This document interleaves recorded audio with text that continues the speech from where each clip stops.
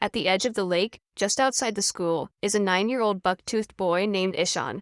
The boy uses a kind of coffee strainer to catch some tiny fish and puts them into his water bottle. When he least expects it, a man appears from behind him and grabs him by the shirt. This guy was the school bus driver, and he was impatient because he had wasted 10 minutes waiting for the boy. A short time later, when he arrives home, he is greeted by Sharu and Johnny. Ishan throws his school report card for the dogs to devour, so that he would not have to give the document to his parents. After making sure that the paper had been destroyed, the boy enters the house and rushes to put the fish he has collected into the aquarium on top of the refrigerator. After a snack, Ishan goes to his room and begins to put together a puzzle. Soon after, his brother Johan shows up and tells his mother that he got the highest grade in the class in all subjects. The woman is proud of the young man and asks her youngest son about his report card. Ishan then leaves the room and goes outside to watch his neighbors play. During the game, the boys throw the ball away and ask Ishan to fetch it. The boy promptly gets up and goes after the ball, but when he throws it back onto the field, the object ends up falling on the other side of the wall. At this time, Ranjit, one of his neighbors, begins to shout and orders the boy to go and get the ball back. Startled, Ishan becomes unresponsive and the kid goes after him. Even though he is much smaller than Ranjit, the boy decides to fight back, and the two of them roll on the ground as they get into a fight. Ranjit knocks Ishan's head to the ground and grabs him by the neck, then tries to twist his arm. To defend himself, the boy bites that delinquent and he finally let him go.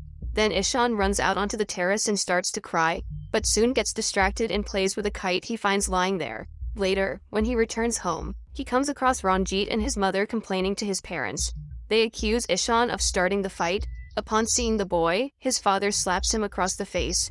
At this moment, his neighbor invents even more lies and says that Ishan even tore his shirt during the fight. Outraged at being wrongly accused, the boy attacks him and his parents have to separate them. When Ranjit and his mother leave, his father, Nankishore, says that Ishan brings nothing but trouble to the family. Every day, they receive a new complaint about the boy, either from the school or from the neighbors.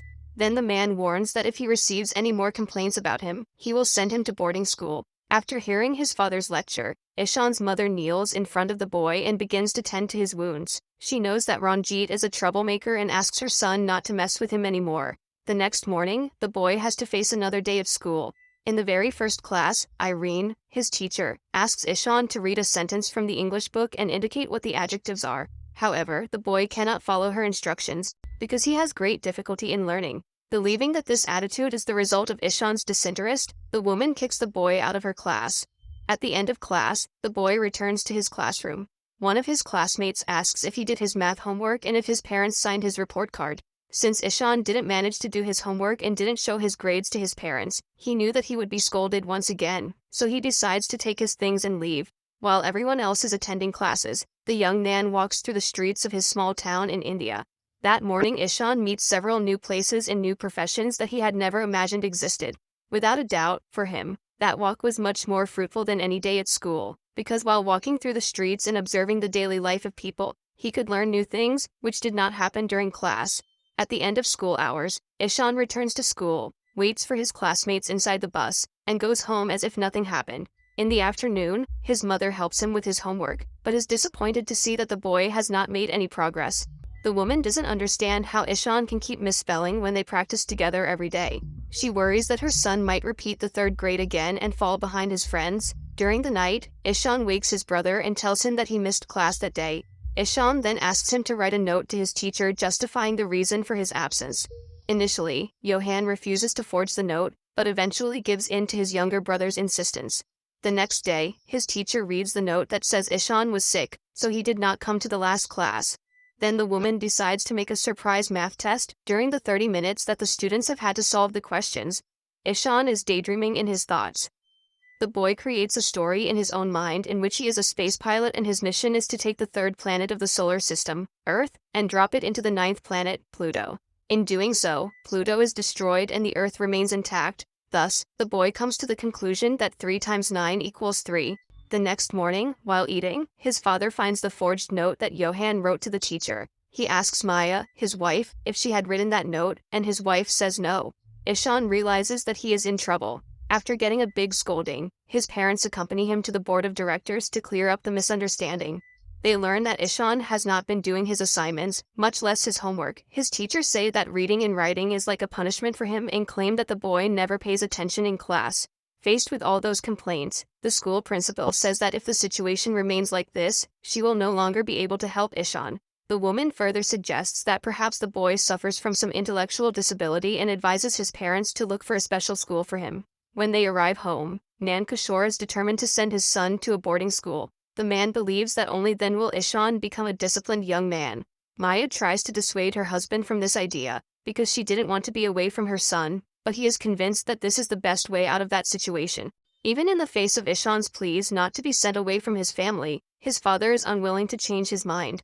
The following week, the boy is taken to his new school. In the car, on the way home, Maya cries at having to separate from her youngest son and Johan tries to console her.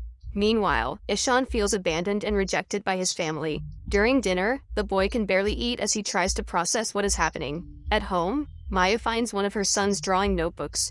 In it, the boy represents the moment he was separated from his family. Seeing this, the woman wonders, once again, if she made the right choice in leaving him in a boarding school. On the very first day of class, Ishan's teacher orders him to sit at the first desk next to Rajan, the top student in the class. The man does this in the hope that Ishan will be influenced by his classmate and also become a diligent student.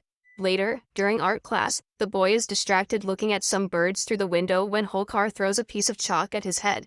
The man orders Ishan to go to his desk and uses a ruler to slap his hand 5 times as punishment for not paying attention in class.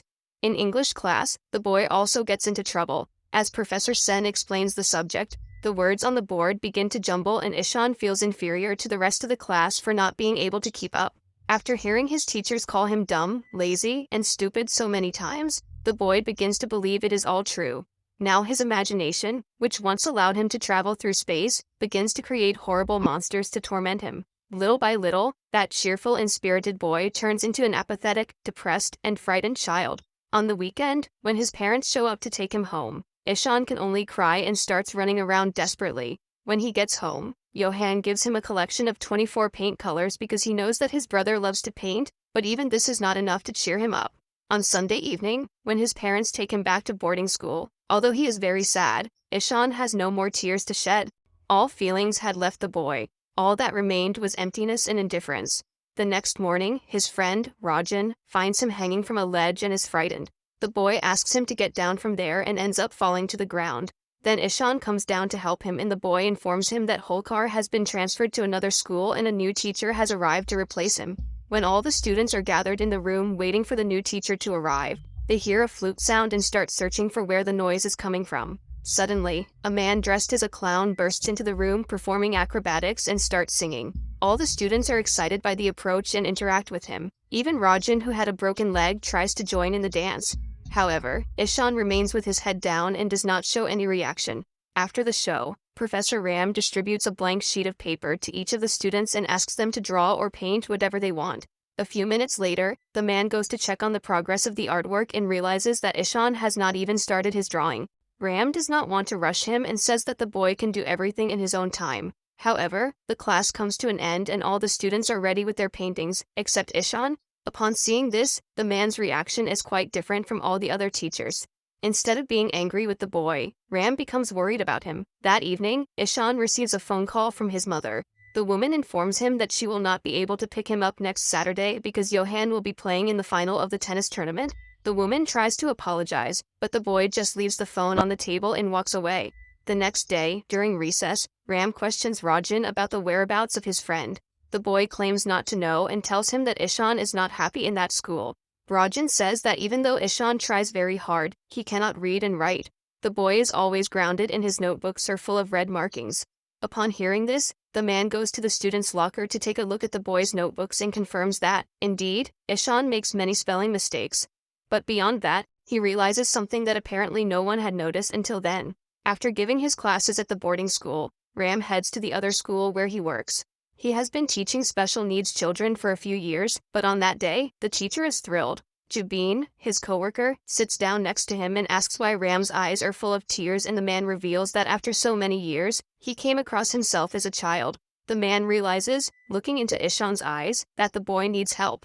So he decides to pay a visit to his parents' home. When he arrives there, he is greeted by Maya, and after introducing himself, the woman invites him in. While looking through Ishan's old notebooks, Ram finds a drawing and is amazed to discover that the boy can paint. Maya then shows some of the drawings made by her son and the teacher watches them carefully. Eventually, the man finds the notebook in which Ishan drew the moment he was separated from his family and is amazed at the boy's sensitivity and creative ability. Ram asks the couple why they sent the boy to a boarding school and Nan Kishore says that it was their only option, since Ishan repeated last year and was not making any effort to improve in his studies. Upon hearing this, the professor asks if the couple has noticed that there is a pattern to Ishan's mistakes. They say they have never noticed anything like this, so Ram shows them some markings that other teachers have made in the boy's notebooks. In this way, his parents could see that Ishan confused some similar letters when writing. For others, he wrote them backwards. Thus, they were mirrored and impossible to understand. Ram explains that Ishan has difficulty recognizing letters, so he cannot read or write properly. However, Nan Kishore says this is nonsense and claims that it is just an excuse not to study. Then Ram takes a box with words written in Chinese and asks the man to read. Nan Kishore says that he cannot read because he does not know those symbols, but the teacher insists and asks him to concentrate. When the man again states that he cannot read, Ram accuses him of misbehavior and says that he is not trying hard enough. At this point, Nan Kishore understands perfectly what he has been doing with his son for the past few years. Then Ram explains that this difficulty Ishan has in reading and writing is called dyslexia. However, this difficulty does not mean that the boy is stupid or dumb. In fact, his mind is much more vivid and sharper than that of most adults around him. This becomes totally clear through his drawings. Still, Nan Kishore is dissatisfied, because instead of looking at his son's great talent, he prefers to worry about the fact that Ishan can never become the first in his class or be good at sports. Frustrated, Ram leaves and, with Maya's permission, takes the boy's notebook. The next day, before class starts, he shows Ishan his own drawing and thus manages to attract the boy's attention. Then he begins to tell the whole class the story of a boy who could not read and write, no matter how hard he tried. Words were his enemy. They danced in front of his eyes and terrified him. Everyone made fun of him and called him lazy, until one day the young man turned around and presented his theory that changed the world. At the end of the story, Ram asks if the students know who this boy is, and Ishan is startled, believing that his teacher is talking about him. However, he is surprised when the man shows him a picture of Albert Einstein, the genius who revolutionized science with his theory of relativity. Afterwards, the teacher shows the students a painting and asks them what they are looking at. They all answer that it is a drawing of a helicopter. So Ram reveals that that work was done by Leonardo da Vinci, 400 years before the first airplane existed. The teacher also tells them that Leonardo da Vinci had great difficulty in writing and shows in the painting how the painter wrote. At the end of the sentence, no one could understand anything, until Ram uses a mirror to reflect what was written the right way and the students get even more excited. Finally, he asks Ishan to turn on the light and asks the students who it was that lit up the world with electricity. Promptly, Ishan replies that it was Thomas Edison. After congratulating him, the teacher tells him that Edison could not read properly either. After introducing all these amazing personalities, Ram says that he is telling this to the students to show that among them are many hidden gems that changed history because they saw the world in a different way. In that class, the teacher proposes that they create something unique. The idea was to take materials and objects that they find in the trash or thrown on the ground and turn them into something unique. The teacher asks the students to gather around the lake and says that he wishes to speak to Ishan. When everyone is out of the room, Ram reveals to the boy that when he was a child he also had difficulty learning and his father did not understand him. He thought Ram was lazy and didn't want to study, but despite this, he managed to overcome his difficulty and was now there teaching other children. Minutes later, at the edge of the lake, while the other boys were playing, Ishan was using old materials to create something new. With the help of some twigs and pieces of wood, the boy creates a boat that can move on its own in the water. His teacher is proud, and after class he takes the object home and keeps it as a souvenir of that day. The next morning, Ram goes to the principal's office to talk about one of his students. Upon hearing that the subject was Ishan, the man soon prepares himself to receive yet another complaint, for other teachers have also spoken ill of the boy. However, contrary to all his expectations, Ram says that Ishan is an extremely intelligent boy. His only difficulty is in reading and writing due to dyslexia. After explaining in more detail about the learning disorder, the teacher shows the principal some of the paintings made by the boy and asks the man for an opportunity to help him. He proposes that, initially, the other teachers ignore his spelling errors and begin to assess Ishan orally. Meanwhile, Ram will help him develop his reading and writing skills. The director buys the idea and Ram starts private lessons to help the boy. First, they do some spelling exercises in a creative way that stimulates Ishan's sharp imagination. When the boy becomes able to recite the entire alphabet in the correct order, they move on to practice writing and pronouncing the words. Within a few weeks, Ishan becomes able to read correctly and with ease. His math skills are also much better, and he stops confusing numbers. The school year was almost over, and to end the semester on a high note, Ram decides to set up an art competition for students and teachers from the whole school. Later, while Ram was teaching another class, Nan Kishore shows up and says he needs to talk to him. Back in the teacher's office, the man says that his wife did some research on the internet and read all about dyslexia.